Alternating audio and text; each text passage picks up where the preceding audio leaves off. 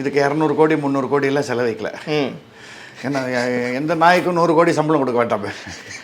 அதனால் இது வந்து பட்ஜெட் படமாக எடுத்து ஒரு நல்ல கருத்தை சொல்ல விரும்பியிருக்கார் நம்ம டைரக்டர் எஸ்ஏசி. அவருக்கு அந்த கிடைச்சது வேற ஒரு தெலுங்கு டைரக்டர் மூலமாக.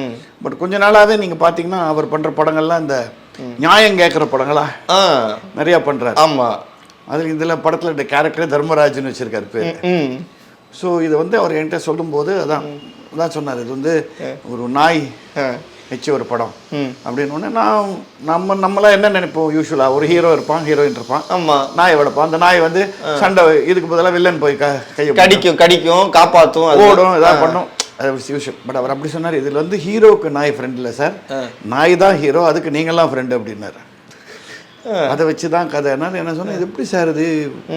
அப்புறம் இந்த டைரக்டர் அமிச்சார். ஓகே. அவர் அப்போ வரும்போது டைரக்டர் கதை சொல்லும்போது தெலுங்கு கலந்த தமிழில் சொன்னார்.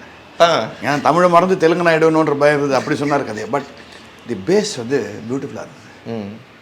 அதாவது ஆண்டவன் படைப்பில் எல்லாமே ஈக்குவல். ஒரு மனுஷனுக்கு என்ன நீதி நியாயம் கிடைக்கணுமோ அதுவே ஆண்டவன் படைச்ச அதே ஜீவராசி இன்னும் நான் ஒரு மிருகத்துக்கும் கிடைக்கணுங்கிறத கதையாக வச்சு அது ரொம்ப இன்ட்ரெஸ்டிங்காக பண்ணியிருந்தாங்க. ஏன்னா இதை வந்து டாக்குமெண்ட்ரி மாதிரி எடுக்கிறதுக்கு வாய்ப்பு இருக்கு. ஆமாம் சார், கொஞ்சம் மிஸ் ஆனாலுமே டாக்குமெண்ட்ரி அது மாதிரி இல்லை. அப்படி இல்லாமல் ஒரு அந்த நாயை வந்து கிட்டத்தட்ட ஒரு மதர் மாதிரி ட்ரீட் பண்ணி கதை பண்ணியிருந்தாங்க.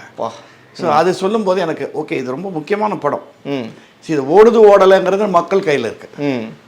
நீங்கள் நம்ம சொல்ல வேண்டியது சொல்லிடுறோம். பட் இப்போ நான் பார்த்த வரைக்கும் சமீபத்தில் நல்ல கதை அம்சத்தோட எங்கேயோ ஒரு 4 சீன் உள்ள இந்த இடத்துல தொடர மாதிரி இருந்தால் அந்த படங்கள் ஓடுது. ஆமாம், அது பெரிய படமாக இருந்தாலும் சின்ன படமாக இருந்தாலும் ஓடுது. அந்த வகையில் இந்த படம் கண்டிப்பாக செய்யணும்னு தான் நான் உடனே ஒத்துக்கிட்டேன். The Vivo V50 with stunning design and pro-level portrait photography. Buy now.